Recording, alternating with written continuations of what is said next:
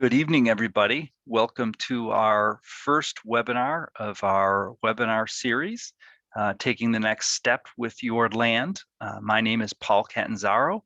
I'm an associate professor at UMass Amherst and also the State Extension Forester. I'm glad you could join us this evening. I also want to just take a second and recognize that today is Veterans Day. And so we very much want to appreciate and acknowledge those that have served, are currently serving actively and have served in the past, and all the wonderful things and efforts they've gone through for all of us. So thank you to the veterans out there. And welcome tonight. We're excited that you're here at the first webinar of our series, and we're going to talk about planning the future of your land and how to identify some next steps that you can take to make sure that the future of your land, both financially and personally, is a good legacy for you and for your heirs. Before I begin with the actual content, I want to make sure you know that there's a whole team behind this webinar series and this work that we do. That I'm the one that's hosting, I guess, in some ways, that and presenting on the first webinar, but there's a team of us, and I just want to be able to have the opportunity to introduce everybody. So Sarah Wells, who's online with us, is the Director of Land Conservation at Mount Grace Land Conservation Trust. Julia Fitzpatrick is online with us, and she is a Terra Corps member, so she's working this year with the North Quabbin Regional Landscape Partnership, and is helping us to organize this and other outreach events, including an open space conference. And Olivia Lukasic works with me at UMass Amherst, where she's a forest conservation outreach specialist. So this is a screen grab of our weekly Monday morning meetings, where we get together at 8 a.m. and plan the strategy for the week. We'll be taking turns hosting. So if you're coming to more than one webinar series, you might see different faces hosting that evening, and just wanted to make sure we introduce everybody and you're familiar, with the faces and the names. You may also receive emails. Livia's been taking lead on reaching out to people with emails about a reminder or a link, or if you have a registration issue, that typically goes to Olivia. So you might see there Olivia and Julia's name in your inbox, so to speak. So this is the team. And I also want to just take a moment and recognize our funder. We receive funding for our conservation-based estate planning work from the Massachusetts Department of Conservation and Recreation's Bureau of Forestry, the Service Forestry Program, which is dedicated to reaching to private landowners. And this funding comes from the Working Forest Initiative. So we're very grateful to them. They recognize the really crucial role that private landowners play in Massachusetts and the whole Eastern United States, and the wonderful public benefits you provide everybody. And so therefore dedicate funding in their budget to help or to pay for education to help you hopefully reach your goals with the land. And as I mentioned in the previous slide, this is organized by UMass and Mount Grace in cooperation, and also our friends at Mass Land, Massachusetts Land Trust Coalition. We try very hard to make the content and the speakers of our programs statewide, because landowners are in every part of the state, and they're wonderful professionals out there all across the state. And so Mass Land has been a wonderful partner in helping us, reach our statewide goals. So I want to thank them as well. So let's dive into the content now that we've gotten through some of the introductory slides. And the first thing I just want to be able to say is that just acknowledge that everybody is in a different place in this planning process. For some of you, this might be your first step towards collecting information and making a decision about what will happen with your land. And for some of you, maybe you came to the webinar series last year, maybe you've already started doing some research online or read a publication, or maybe have met with an estate planning professional, someone from a land trust, and you're sort of at the later stages of having gone through your options and are really starting to codify and solidify some of those plans. So we have people here, in a variety of stages, and that's fine. That's great. I would ask for your patience, because there are sometimes things that we're explaining that maybe you could explain equally as well, since you're a pro and you're further along in the process. So I would ask your patience as we try to meet everyone's needs and try to help everyone get to the next step in their planning process. It can be a bit of a challenging group, in the sense that people are in different stages, but there are also real important opportunities in that. So to the extent that you're comfortable sharing your experience, sharing what where you are at in the process, we know from our experience doing outreach and our research that landowners learn an awful lot from each other, and really often look to each other for information and shared experience to help inform their own decisions. So to the point that you're comfortable, if you're further along in the process and are willing to share some of your insights and lessons learned, that would be wonderful. So I mentioned a minute ago, getting you to the next step. And when we talk as a team about what our goals are for this work, and this webinar series is a part of a larger effort that we undertake to try to help landowners with planning the future of their land. One of the goals, I guess, simply stated, is we want you to get to the next step. We want you to move from intention to action, and the fact that you're here tonight signals that you have intention to plan your land. At least you're interested or intrigued at what the possibilities might be, and so we want you to be able to, wherever you are, in whatever step you are, be able to determine what your next best step is based on your needs, your family's needs, your land's needs, and then to have the confidence, to have the right contacts, to have the right information to take that next step. For some of you, it might be a conversation with a spouse, or it might be a conversation with your children, particularly if you're at the starting point or the beginning stages of this planning process. For some of you, it might be a meeting with an attorney to actually draw up a will, a trust. Maybe it's a meeting with a forester. Maybe you decide that you want to join the current use program, which is something we'll be talking about in a future webinar, to save taxes, property taxes, or maybe you want to learn more about your land protection options, and your next step may actually be meeting with a land trust or a state conservation agency. So as we said in the previous slide, everybody's at different stages. So the next step will be in some ways unique to you, what your needs are, what your information needs might be in terms of what's keeping you from moving forward.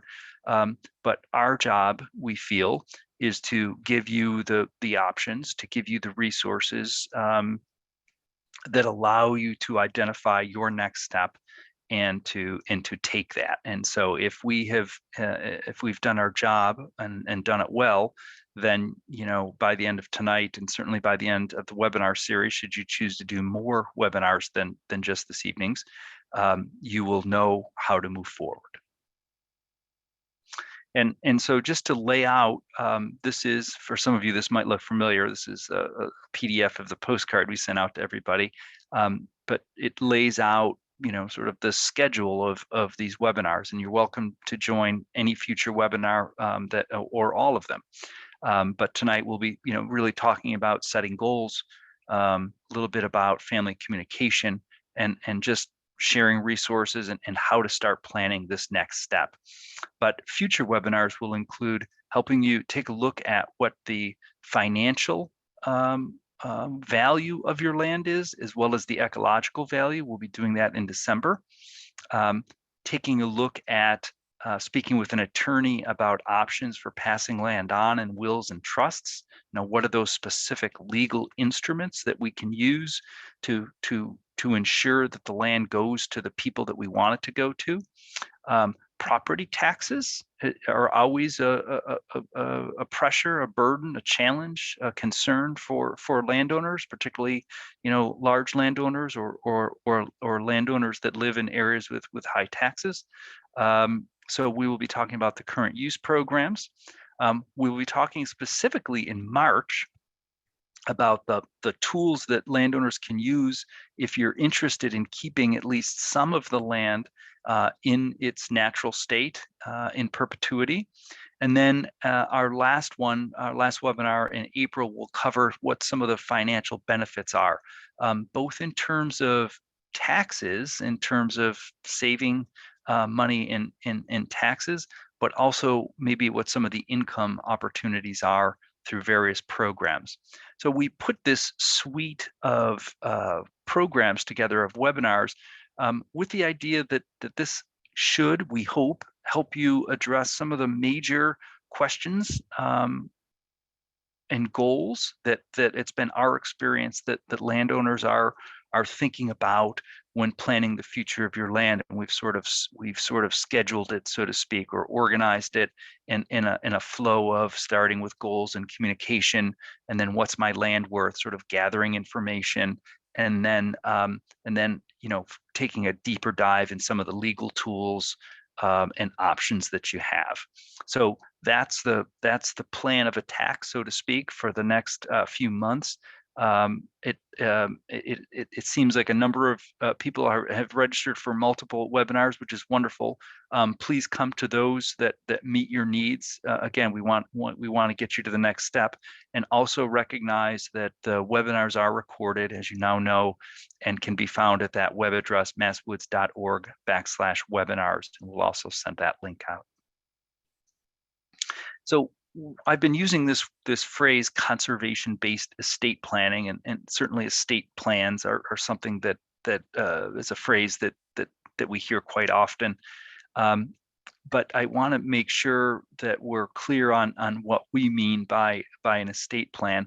A number of you I know are involved in current use programs or the forest stewardship program, or maybe you have a farm and have a farm plan. So I think when people hear the phrase estate plan, one of the things that comes to mind is sort of a 3-ring binder of a document that sort of says what their estate is. But in reality, an estate plan is really, I think, best thought of as a combination of things, a combination of documents, such as wills and trusts, and tools, such as a conservation restriction or a current use program, that when placed together or combined, help you as a landowner secure the personal and financial goals that you are interested in achieving.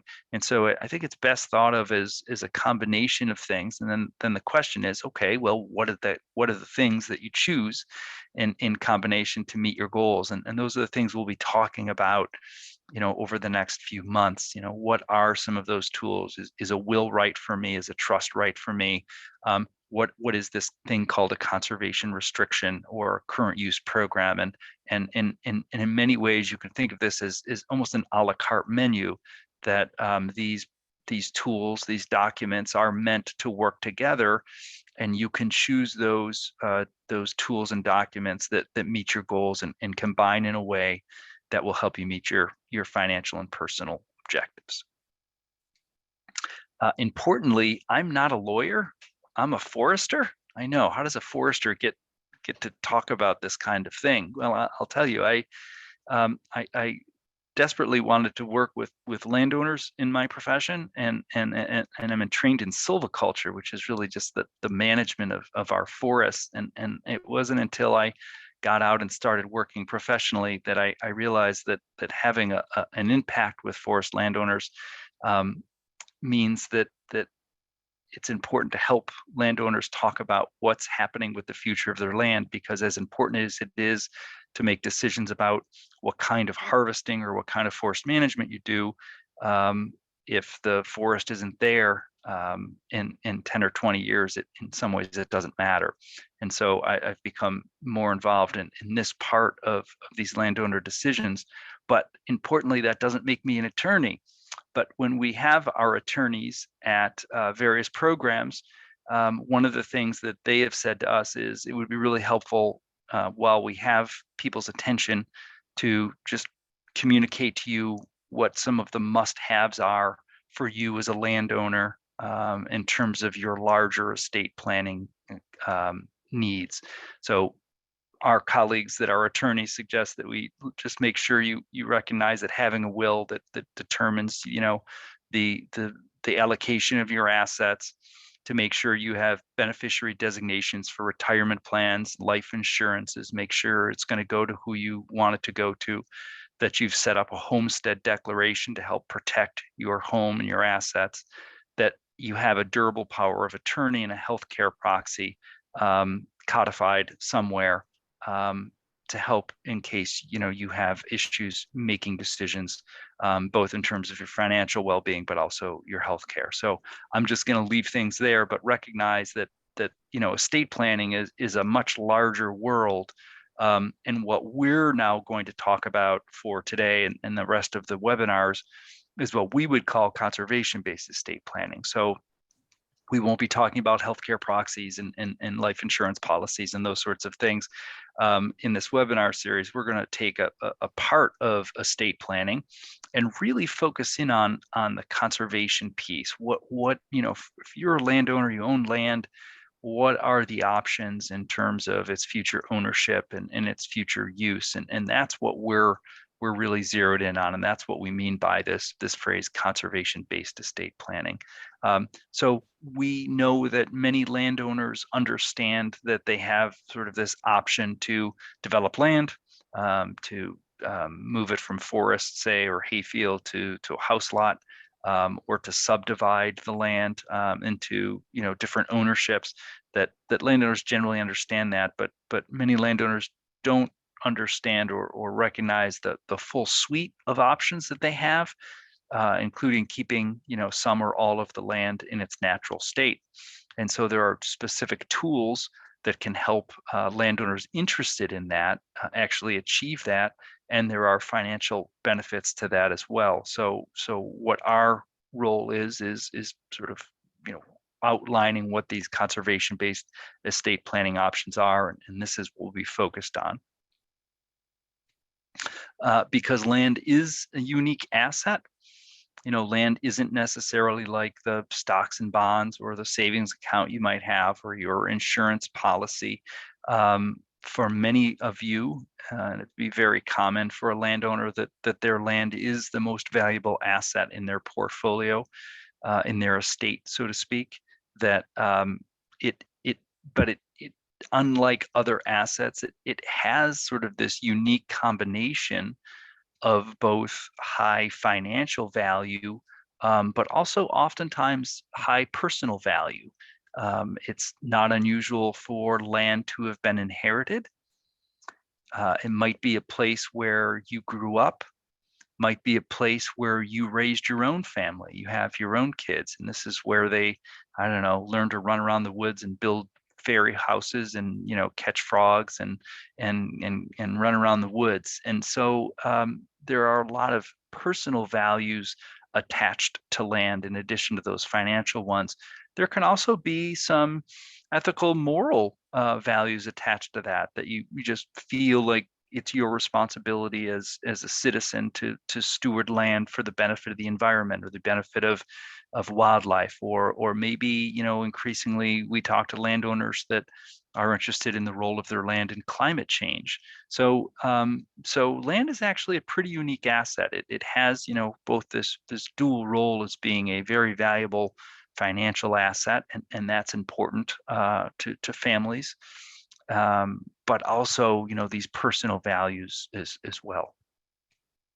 And the challenge for a lot of landowners is how you go about balancing those two things. How do you make sure that your financial needs are being met, because that's very real, As we get older, as we start retiring, maybe as we start running into healthcare issues, it's very important for the quality of our lives or those of our spouse or our family, to have the financial means necessary to live and to live comfortably. But there are also oftentimes um, the need to, or the desire to steward the land, to leave the land as it was, or maybe leave the land as it was given to you in the case of inheritance. And so there are both these personal goals that landowners often have, paired with um, the financial realities of just living life. And for many landowners, that's the challenge.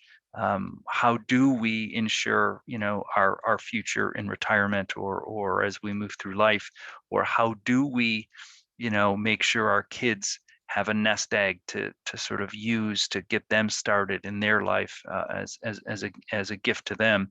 And so that's the challenge oftentimes, that landowners need to balance this personal and financial need. The good news is that land is a flexible asset. There are a number of things you can do with land that you can't necessarily do with a bank account or stocks and bonds and things. And so because there are a variety of opportunities with land, it provides some creative ways to gain both financial but also personal value from the land.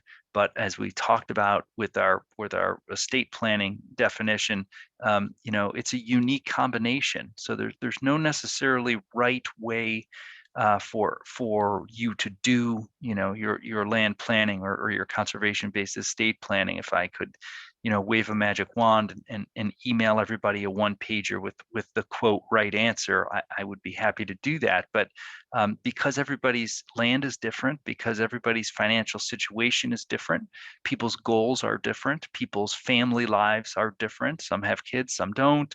All of those things really create sort of a unique combination of goals that you have, an asset that you have. And so it really takes sort of a tailored approach to work through some of these options and create that a la carte menu and combine them in a way that meets your needs. So but importantly, there is a combination that will meet your needs. And so it's a matter of sort of working through what those options are and then creating that solution. I've got this picture here. This picture in the bottom right corner is actually a map of a property in central Massachusetts, owned by the Riley family.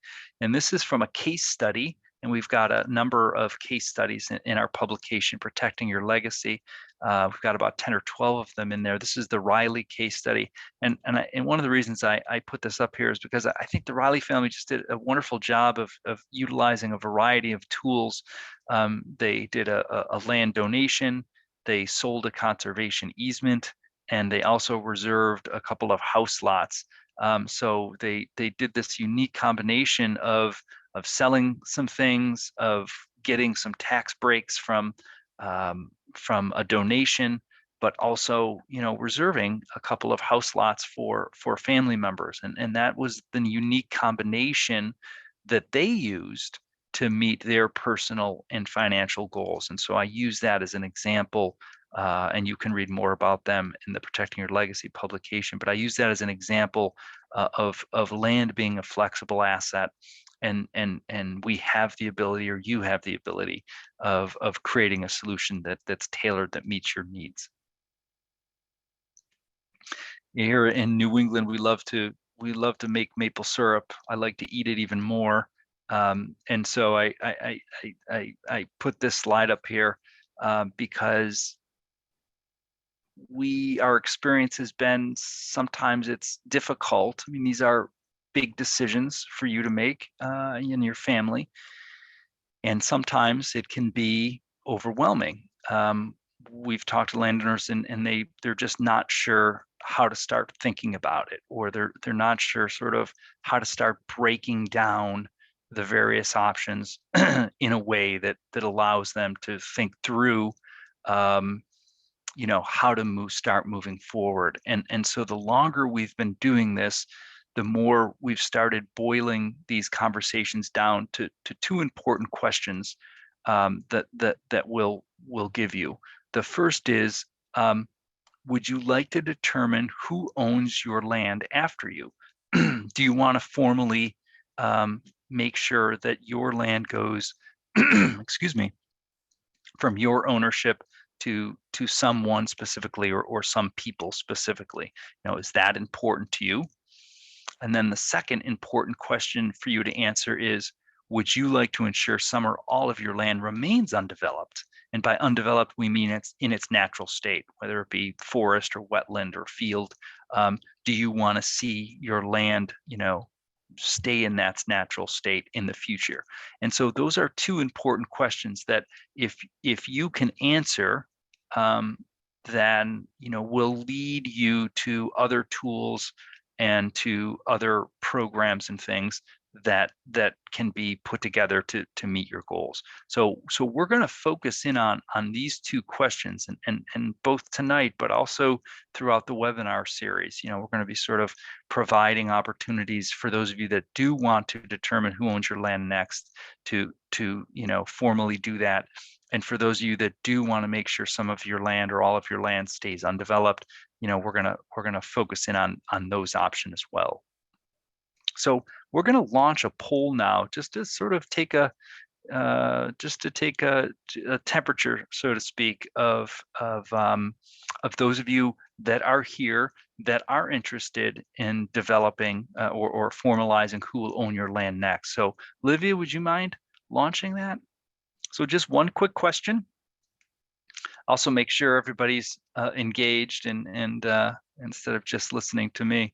So if you can just reach out and click on the answer that best describes your goal. How important is it to you to designate future ownership?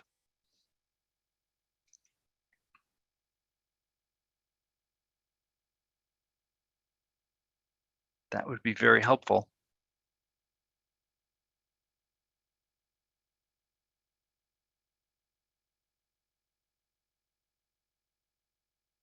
Technology, it's wonderful. I love it. I love it when it's working, that is. Looks like we've got 40 people answered, Olivia. Oh, we've got more. Got about 85% of people participated with the last couple. If you would like to click. We'll stick at 85, I guess. So I think that's good. Olivia, do you mind sharing the results? I believe they are being shared. Oh, okay. I'm sorry. So you can see on your screen that it looks like for almost 20% of you, making sure that your land goes to the specific person or people is extremely important, or very important. Moderately important is 30%, and about 17% said it's slightly important, and no one said that it's not at all important. So it seems like this is an area that is common for landowners to want, at least in some ways, help determine that. And this is something that we'll be talking about tonight, but also in future webinars. So I'm going to stop this share. Is that right, Olivia? So before I do that, let's see, 36, 46, 56. So about 55% of you said that it's very important or extremely important. Oh, were people not seeing that? I just shared the results now. So I will close that poll out and exit out.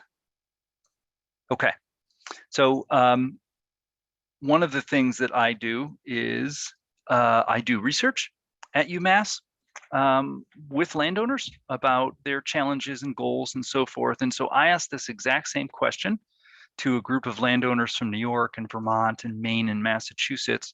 And the results we got were about 64% of landowners that participated in the survey told us that it was very important or extremely important to them to determine who that future owner was going to be. And I think in our poll it was something like 55%, I think was the math I did. So a similar number. So and that's pretty common. Landowners generally do want to or are interested in designating that. Throughout some of the slides from here out, I've put in little footnotes here for people that that map out to the content of the slide and future webinars. So if this is something, so for that 55% and even more, because it was at least somewhat important to more of you, the January 13th webinar in particular may be of use or value or of help. We're having an attorney come in, Liz Sillen, who does an excellent job, who's going to be talking specifically about using wills and using trusts and what some of the important considerations are when passing land on. So if that's something of interest to you and it was at least a 55%, then you may want to consider that January 13th webinar, where we really get into this idea of how do we officially or excuse me, legally designate future owners. So let's do one more poll question. Let's take a poll of that second boiled down question of designating future owners. Olivia, if you could launch that. And if you could just let us know.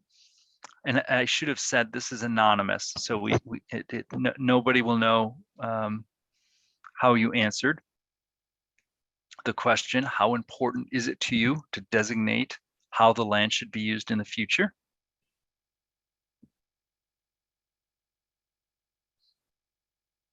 And again, it's the same scale, not at all important, slightly important, moderately, very, or extremely important.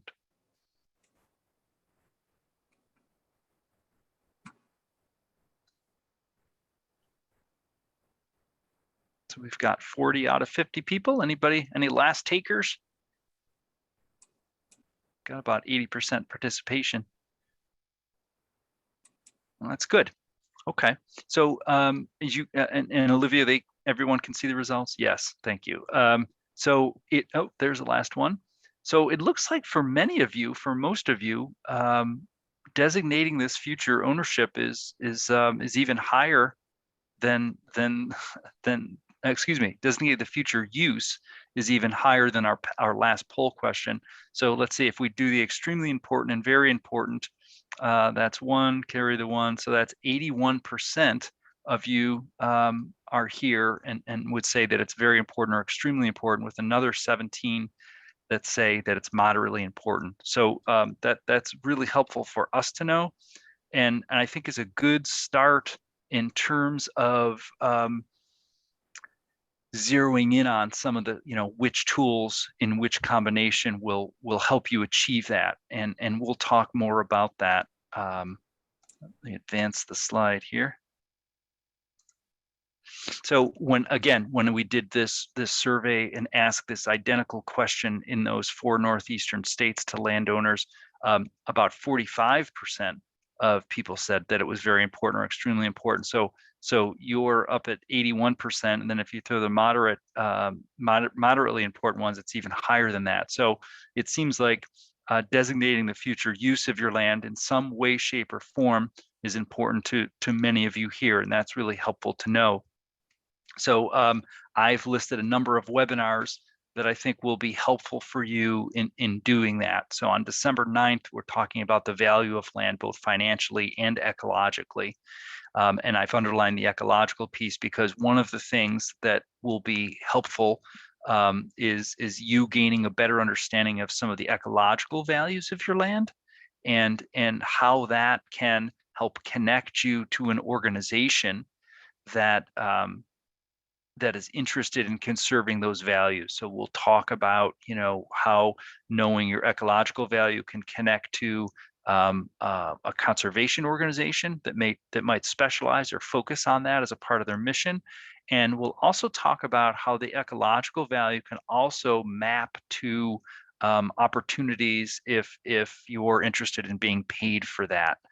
So that ecological value is important The February one will talk about property taxes. And although that's a wonderful financial value, there is an opportunity through the Chapter 61 programs for some limited protection. And again, once you start thinking about you designating the future of their land, I think another then follow-up question to that is, are you interested in designating it permanently?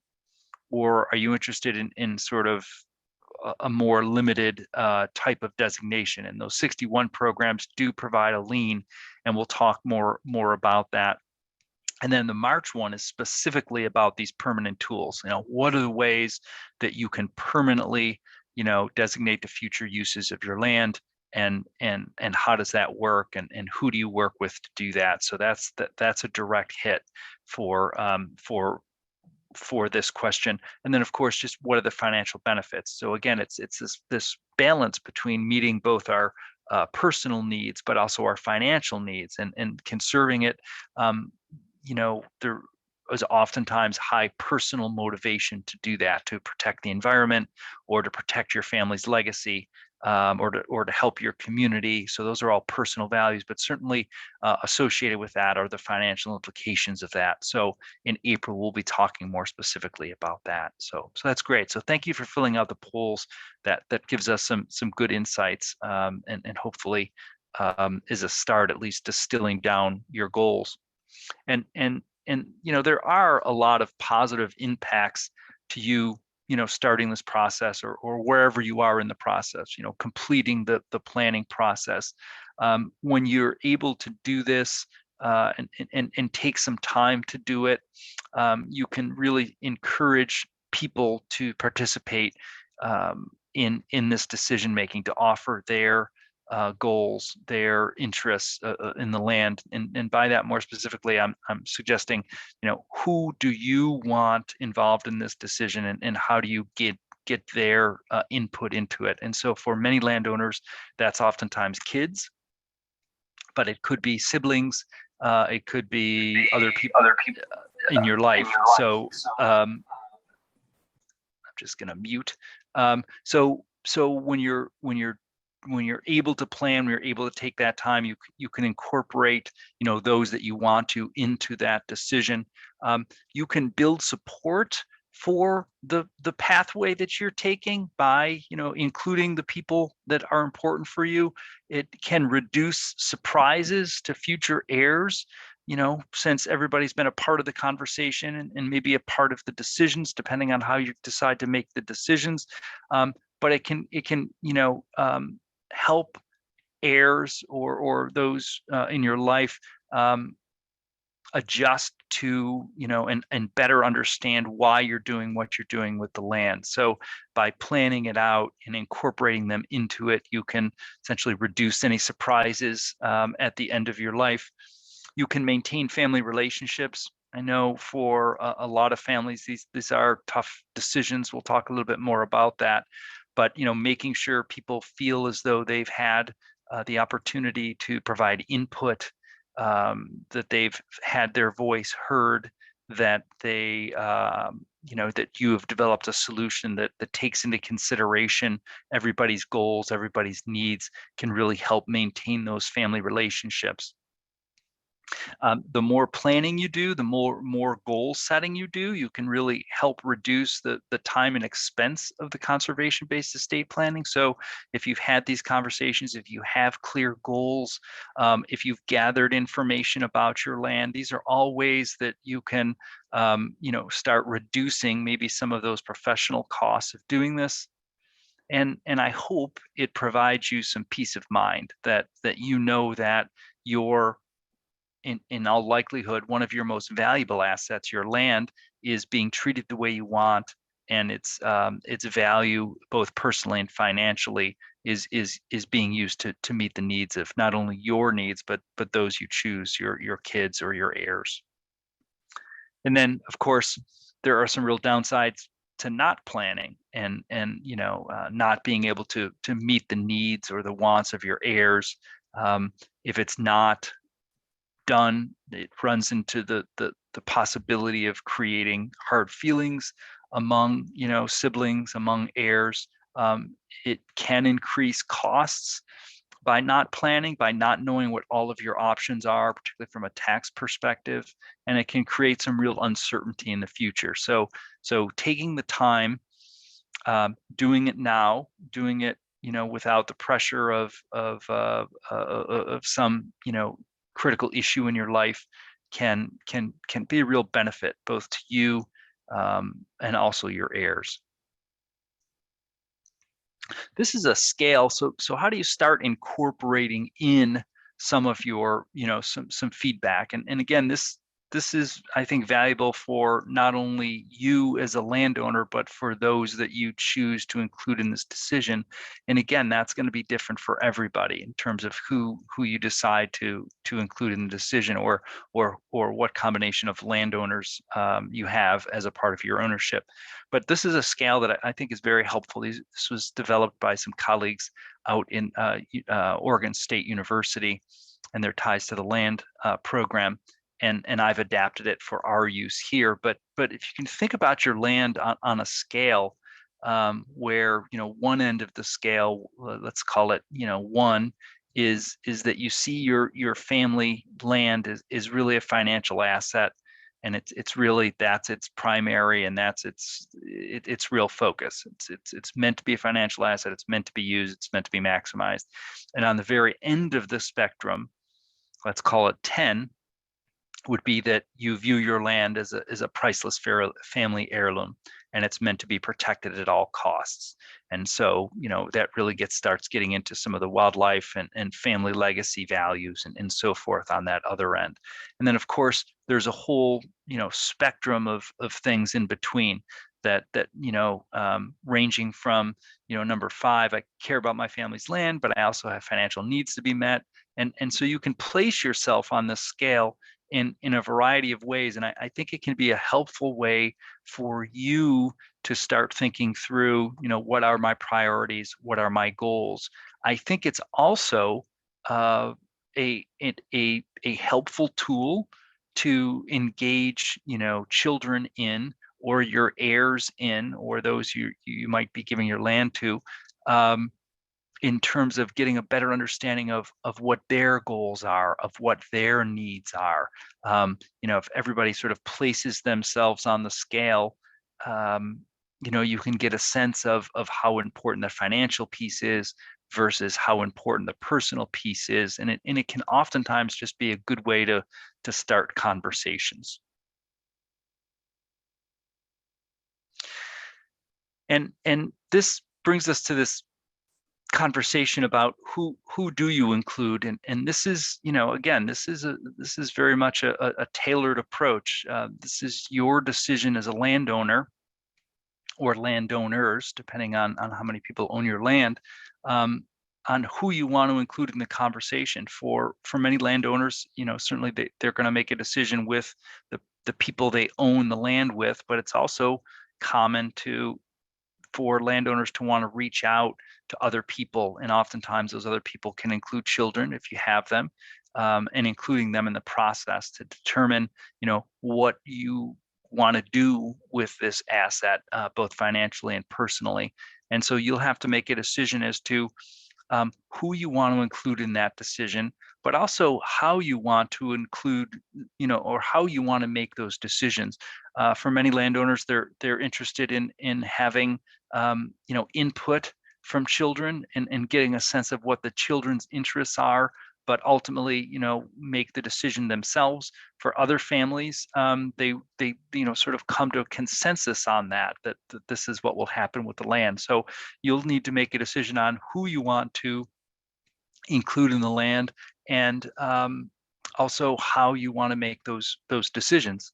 And so this slide is actually a series of photos, hopefully representing different values of the land.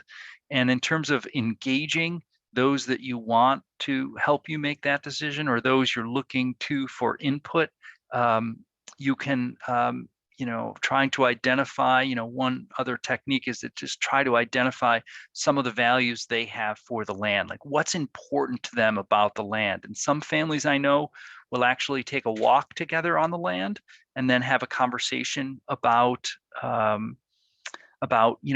what they saw or what's important to them. But sometimes physically being on the land can really trigger memories and feelings and really help the conversation. Sometimes it's just nice for everyone to be outside. I have colleagues in New York and Pennsylvania that actually have a deck of what they call story cards, and the story cards are pictures of a variety of different forest values, ranging from wildlife to forest products to beautiful scenery or cultural and historic resources like stone walls and things. And they will use those decks with families, and the family will hand a deck to their spouse or their heirs, their children, and they'll say, pick out a couple cards that represent, or a couple photos that represent to you, what's important about the land. So there are a variety of ways to sort of get this information from those that you're interested in, oftentimes children. And that's really up to you. You know your family best. You know how your family communicates, or how your kids communicate or are most comfortable. For some people, that's, out while you're fishing, having a conversation, or working in the garden, or taking a walk. But your family best, and you know how to approach that. But if you can solicit from them, if you are interested in taking their point of view into consideration, what some of their important values are with the land, what their interests, what their goals are, that can be some helpful input into you making your decision and balancing those personal and financial goals. I'm showing you a picture of an Easter basket because I'm going to tell you a story about my family. My family celebrates Easter. And so, like many families where I grew up, we have Easter baskets, and the Easter bunny, hides baskets and things. And that was always a big deal when we were little kids. And it was a few years ago when it was around Easter time, and we were, reminiscing. I'm one of three boys, and we were all reminiscing about Easter's past. And my mom communicated to us that when she put together the Easter baskets, that she used to not only count out the exact number of jelly beans that every Easter basket got, but she used to make sure everybody got the same number of reds, the same number of yellows, the same number of blues, that she was just so fixated on making sure everything was equal and that all the kids were treated equally, that she counted jelly beans. Now that's a pretty extreme, I would say, point of view, but it brings up this question or this conversation of how you treat children, if you have children and you plan on giving your land to them. A lot of parents, it's very, I think, common. I think it's very natural to want to treat everybody the same. And of course, that can be challenging with land. Land can be divided, and some some landowners do choose to go that route. But there are also questions of, what's equal and what's fair. And so if equal is an equal division, I always thought this was a good graphic.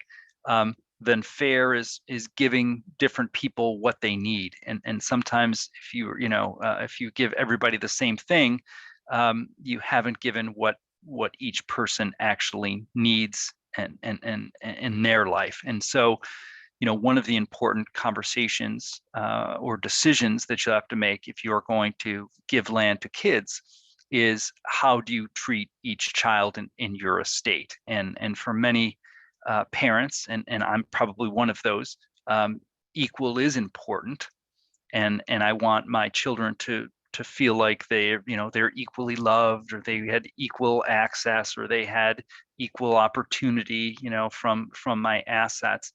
But also remembering that it can be okay if everyone's not treated identically, that different people have different needs, and as long as there is an open communication and sort of people feel like they've been heard, and a recognition that it doesn't have to be to the penny, it doesn't have to be to the jelly bean, the exact same thing. I think that can open up opportunities. There are opportunities to use different assets to give to different kids. So instead of having to divide your land into different properties, maybe there are opportunities to give the land to one child, and compensate the other child in different ways, whether it be through other assets like a life insurance policy, stocks and bonds, or what have you. But it can be the case where maybe one of the children is more interested in the land than the others. And there are ways to sort of make sure you're compensating in an equal and or a fair way. And an estate planning attorney, a land protection specialist, can help you sort of navigate those conversations. But I know for a lot of families, this is an important conversation. What do we do with the land, and then what's equal and what's fair, and so those are important conversations. But like is the theme of tonight, there's a unique solution for you based on what your family's needs are, based on what your assets are, and it's a matter of finding out what those options are by working with some professionals. One thing I would just recommend to you, that because I have run into families that have a difficult time with those conversations, and have stopped their planning process because they have run into disagreement and have been unable to sort of figure out what to do with that disagreement. And it's uncomfortable, right? We don't want to have any more tension or stress in our life, particularly with our families, than we need to or want to. But also recognize that you, particularly in the role as a parent, if there's disagreement now, then when you pass, it's likely that disagreement is only going to be like gas on a fire. That for some families, it just may be that as a parent, you take the input that you can, you do your best, and you make that decision. That one of the gifts to your children is having made that decision, so that they're not left in a bad situation, in disagreements, trying to work through a solution because disagreement had stopped you from making that decision. So this is my long-winded way of saying, from a parent's perspective, being able to step in, do your best, collect the information that you want. Hopefully everybody's in agreement. Hopefully everyone wants to move forward in the same way. But if not, it's important to make that decision so as to try to maintain relationships in the future and take that burden off. We filled out the poll a few minutes ago, and we saw that a large proportion of people are interested in designating the future use, and a large proportion are interested in designating future owners. And our goal, again, is to help you move from intention. And I would say for some of you, or many of you, that's your intention, to designate the future ownership, to designate the future of use. And some of you may have already taken steps. Some of you, likely already have a will. That's a good start. And we want to help you move from your good intention of designating future owner and designating future use, and move you to action, because we know there are a number of obstacles that can get in your way. And sometimes that's as simple or not so simple as time, or it could be family disagreement, it could be a lack of information, it could be just not sure who to call, what professional to connect with. And so our goal is to help move you from the intention and your stated goals, your intention that you and your family have put together and articulated as your wants and needs for the land, and to help you get from point A to point B. So I'm going to show you just a short video. I'm going to stop my share and start a different one, just about a family. Oh, rats. I didn't do what I was supposed to do. Sorry. Let me try that again. About a family that is making decisions about the future of their land.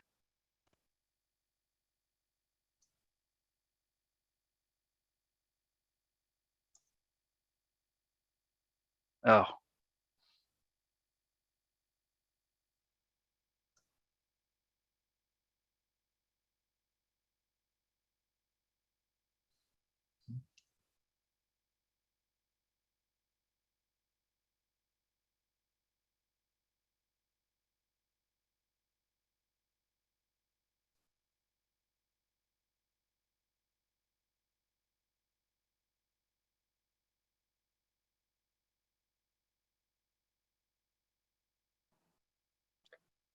Paul, just in case you're seeing something differently than we are. Okay, we weren't seeing anything. I am. Thank you very much for interrupting that, because it would have, because that was awkward. Let me try that one more time, please. And please let me know. Your land. Is that better? Whatever drove you to purchase it, a place to raise your family, beauty, privacy, an investment, something to pass on. The fact is, your land represents more than just a dollar value. There's an emotional attachment to it, not just for you, but probably for your family. What happens to your land is up to you, so there are some important decisions to make. Take the Millers. Bob Miller has always loved snowmobiling. Kay Miller loves birds and spending quiet mornings taking walks on their trails. Now, they're approaching retirement and thinking about what will happen to their land after they die. Who will own it? How will it be used? They'd like to preserve it and not have it fall into a developer's hands where it could be turned into a housing development. And they'd like to leave it to their kids.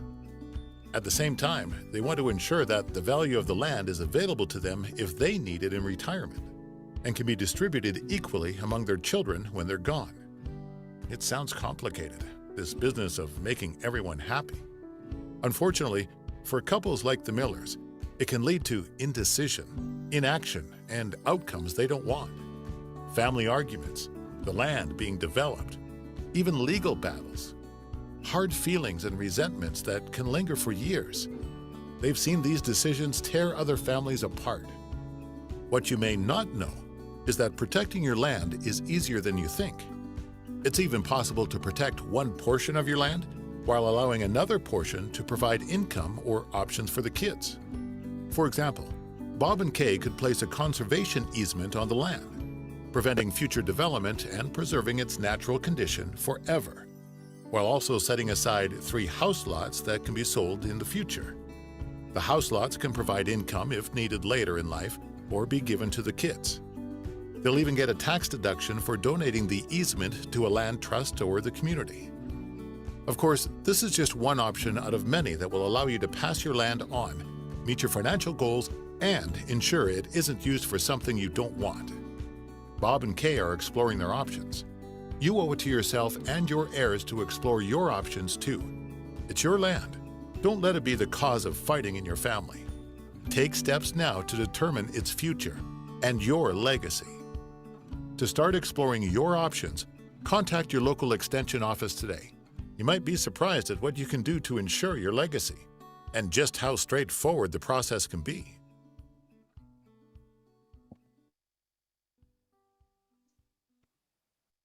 So thank you everybody for bearing with me during the during the technology issue. But I wanted to share the Miller story with you as a way to help maybe us think through not only goals, but we're going to be using this story throughout the webinar series, and we're going to be using the Miller family example as sort of a case study to move through. So with each webinar that we have, we're going to be using this case study and this family in a variety of different ways. I'm sorry here. I got to get back onto my PowerPoint. Okay. Can everyone see that okay? Yes. Okay, wonderful. I'm sorry.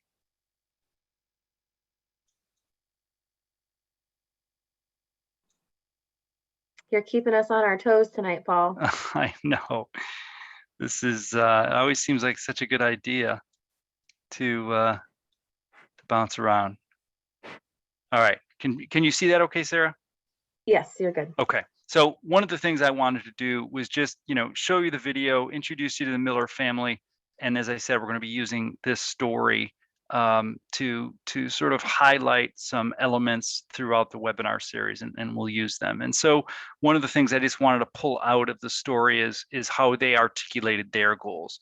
So for the Miller family, their goals were to keep, most or all of their land in its natural state.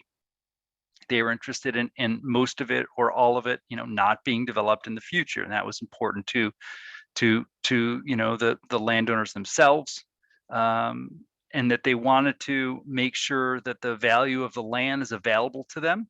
They need it in retirement. We talked a little bit about this, that we're trying to balance those personal and those financial needs, particularly as as we all age and enter retirement years. And are looking at income and what our needs are, and want to make sure that we have what we need to live comfortably. They are also interested to leave land to their children. That's a very common goal that we hear landowners articulating quite often.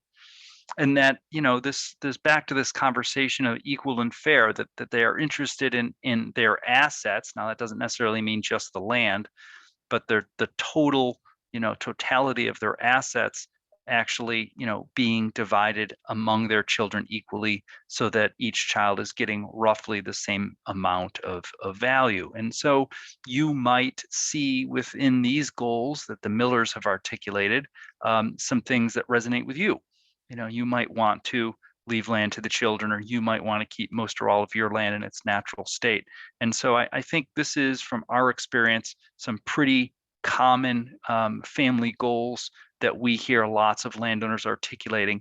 But importantly, to your specific case, if you can get to the point where you can articulate exactly what are those things in this planning process that are important to you, what are you hoping to get out of your land from both a personal and a financial perspective, it goes a long way in helping you identify the next step. All right, if these are my goals, what piece of information do I need or next, or who's the next professional that I need to go and talk to or meet with, or get options from. And once you're on that path, my experience is, once a landowner sort of articulated their goals and determined an information need, and met with a professional of some kind to address their goals, that they sort of get onto this path, and the next steps start unfolding in front of them, and the next steps start becoming obvious. So this is a good and important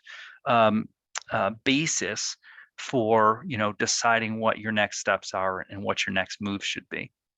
So whether you decide to do this as a family or not, it is your decision. But clearly articulating your goals is important, and a wonderful foundation.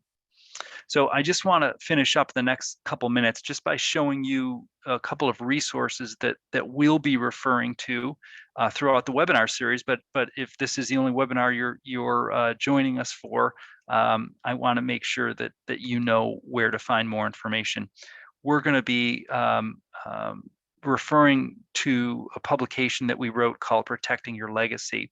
And on the left-hand side of the screen here, you can see the various sections that it has. It's actually broken down into these decisions of, do you want to designate the future owner, and do you want to designate future use? And so you can actually walk through each of those sections based on answer to those questions, and come up with some options.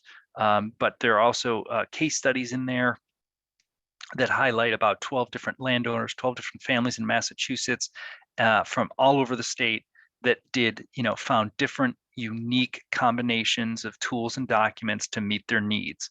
And so you can read more about what their goals were and how they went about reaching those goals. We distilled that publication down to what we call a startup guide. And it was just, like, gosh, like, how do I start this? How do I take my first step? And so this is a quick 3 or 4 pager that just talks about, what information you can start gathering about your land.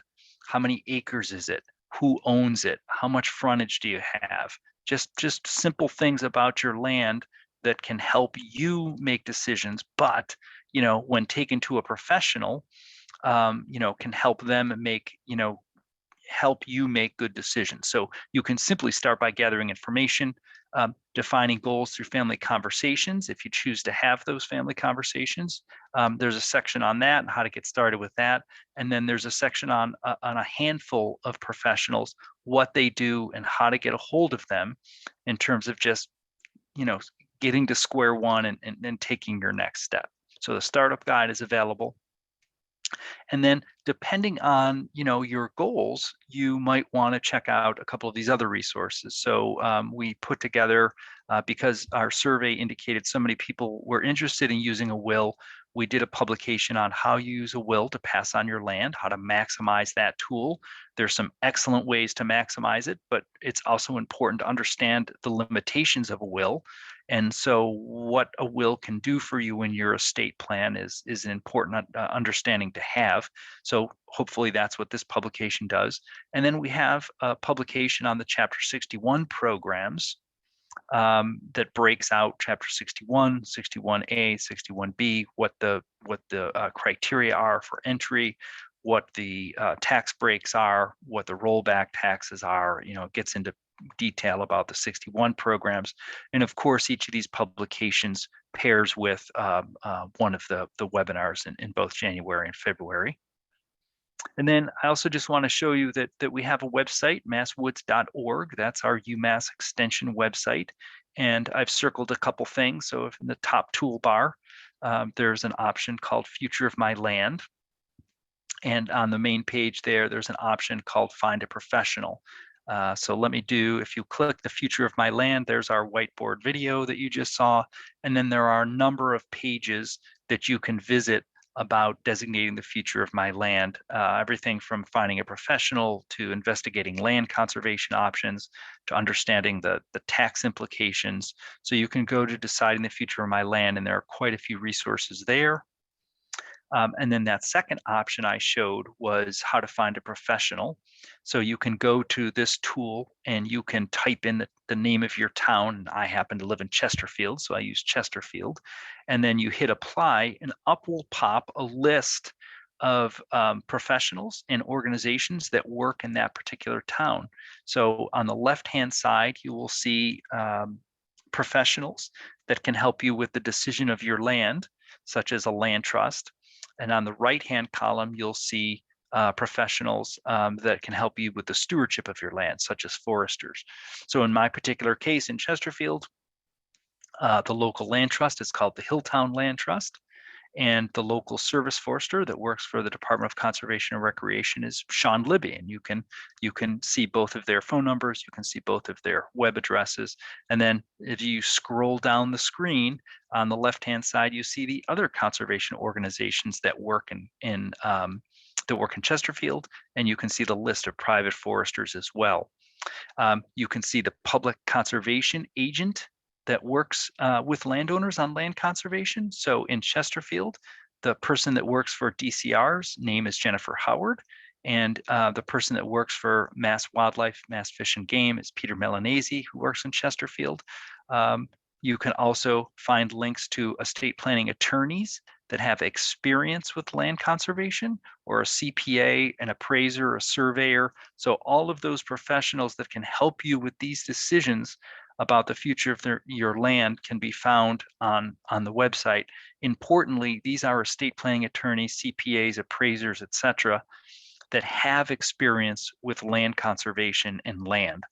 There are lots of estate planning attorneys out there, but just like family law or criminal law are specialties within the law, having somebody that understands land, that understands land conservation, is important in terms of you receiving the best advice, you getting your options, and so forth.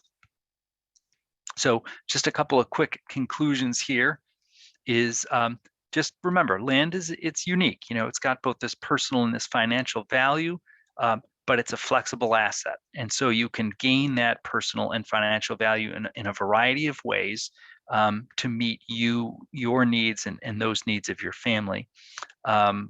And I also just wanted to mention that, I would just encourage you to identify your next step, decide on what that next step is, and take it.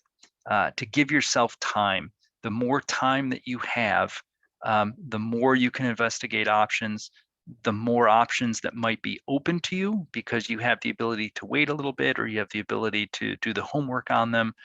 So the more time that you can give yourself, I think the stronger the likelihood is that you're going to find the right solution that meets your family's needs. And we want to know if something is stopping you. So if you're being stopped by a piece of information that we can provide you, we want to get you that information. If it's not knowing who to call from a professional perspective, we want to hook you up to that, how to find a professional. So please let us know how we can be of help to you. And then I'll just finish my last slide here with just letting you know that so next month, we're going to be talking about, again, gathering more information about the land and talking about what the financial and ecological value of your land is and how to go about sort of better understanding that. So we've got an appraiser coming that's going to talk for about half of the webinar on the financial value of the land. How does someone value your land? How do they go about doing those calculations? And what does that mean for you from a conservation-based estate planning perspective? And then we have Abby's coming in from Essex County Greenbelt, and she's going to talk about getting a better understanding of the ecological value of your land. And again, that can really help you connect to the right conservation partners if that's of interest to you, and funding opportunities. So with that, I'm going to stop. I apologize for the technical difficulties, and we have a few minutes and would be happy to answer any questions. If you want to unmute, or you could feel free to put them into the chat if that's of help. And we can just have a conversation.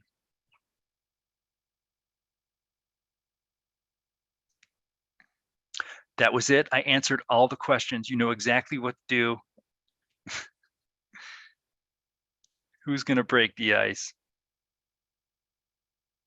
Were there questions in the chat before? Oh no, Patty. That's no good. Patty, can you type your question if you have one? Okay, that's good.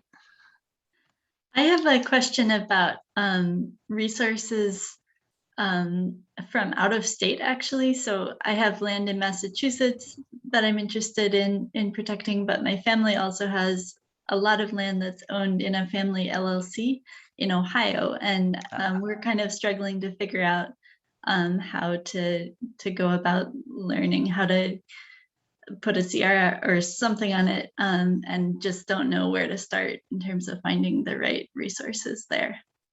Yeah, I'd be happy to connect you. I have a colleague who has a similar role that I have in Ohio. His name is Dave Apsley, and I could give you, Julia, I can send you Dave's email address.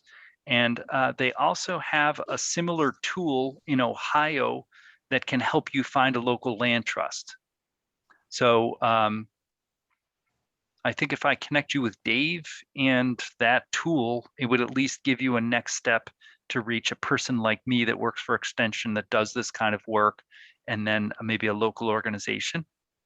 That would be great. Thank you. Great. And we have your email address. Yes, Olivia?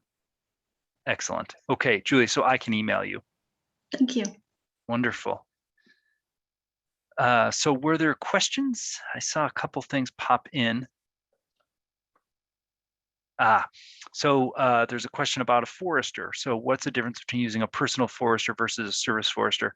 So a service forester works for the state Bureau of Forestry, the Department of Conservation and Recreation. And their job is to provide free technical assistance and advice to landowners about what kinds of resources you have in your forest, what kind of programs are available to you. So they can talk to you about the forest stewardship program, the current use programs, et cetera. So they play sort of a technical assistance, outreach education role. They also are the ones that implement the Forest Cutting Practices Act in your area. So they play a regulatory role in reviewing cutting plans and monitoring logging jobs, and also reviewing the Chapter 61 current use forest management plans. So the service forester works for the state. They can provide free technical assistance. You don't have to pay them. However, at the point that if you do want to move forward with some sort of active management, then you would then move to a private forester, and that private forester would be paid for their services. And their services could include everything from writing a forest management plan, doing an inventory that specifically quantifies the forest resources on your property, to setting up a timber sale, to doing boundary line work, to helping with wildlife habitat, to doing some deed research, those sorts of things. So the personal, or let's call it a private forester, would actually be paid directly by you. Does that help? Does it make sense? Does it make sense to? That's a good question. I guess I'm just in favor of you moving forward. If you've got the motivation to move forward and you know the professional to call, gosh, I would do it. If you and that's not to say you can't do things concurrently. So if you have the right professional in mind that can help you take the next step, maybe there's an information need you have, maybe it's a surveyor, maybe it's an appraiser, maybe it's an attorney. I think moving forward is always good. You could also join us for the webinars and sort of concurrently gather information, put goals together, et cetera. Certainly approaching a professional with a clear understanding and articulation of your goals and having some information could help make the process faster or easier and maybe a little less expensive. But I would never stop forward momentum. Sarah Wells, do you have anything to add? It sounds like you noticed I unmuted. Yes, I agree with all of that, but I would recommend that if you're reaching out to an appraiser, that you want to wait to know what the scenario would be if you're planning on donating your land or anything in that realm, because appraisals can be expensive and the timing is really important. And you'll probably need some type of partner involved in that process before you go ahead and order an appraisal. So that ideally you only have to do it once. That's excellent insight. Thank you, Sarah. Yeah. Louise, do you have your hand up? Yes. Please. As soon as I looked up the service foresters and I tapped on the website, it just says it's not available. Huh. So what town are you in, Louise? May I ask that? Belchertown.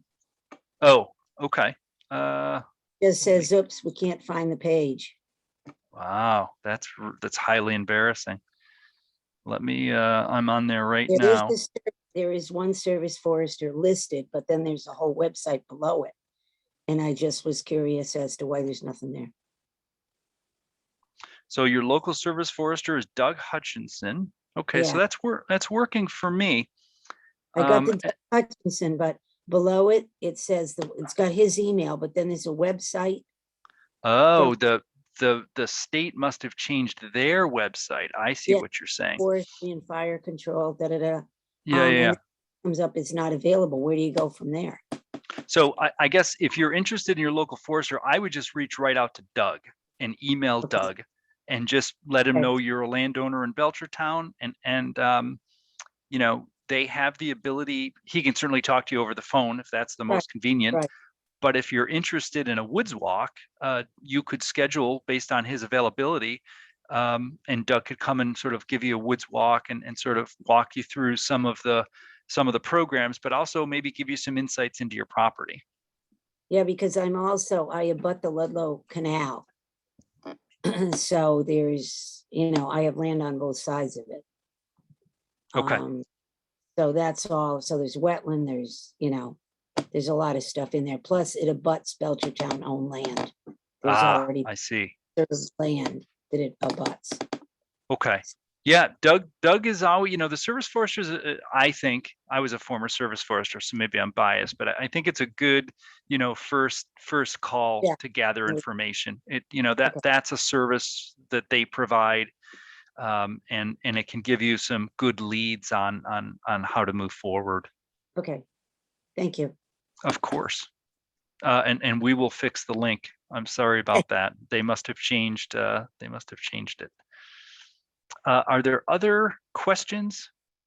Oh, who to contact? Ooh, that's an interesting question, Cynthia. May I ask what town the aquifer is in?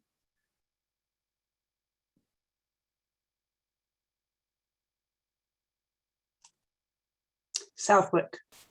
Oh, it's in Southwick. So is it the Barnes Aquifer? Is it what? The Barnes Aquifer? I haven't heard that referred to that with that Okay. name. I think. BARNES, you're saying? Yeah, that's. Yes. I think that's. Oh, is that Westfield. Westfield? Excuse me. So I think what I would do is I would reach out to the Southwick Conservation Commission and start there. It sounds like you already did. That's all right. We'll try again. It sounds like there's a story there that, yeah. So I'm trying to remember the person's name, but Cynthia, let me email you the contact I have, and maybe that will be helpful. But I would start with the Conservation Commission. Sarah, do you have other thoughts? We could do a little mapping offline and see what else we can think of in terms of potential contacts. I appreciate it. Thank you. Yeah, of course.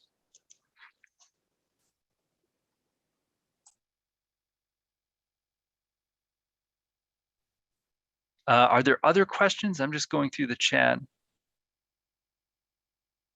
Oh, okay. Someone, so Clark, thank you. The future webinar.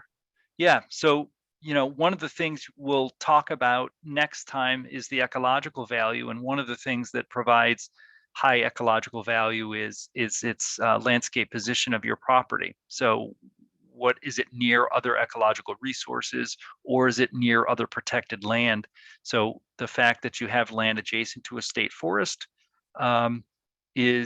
adds ecological value to that, because the more protected land there is, generally the better in terms of providing habitat and water quality and so forth. So when people are doing land protection, that's an important consideration. Versus putting into a land management conservation trust. So,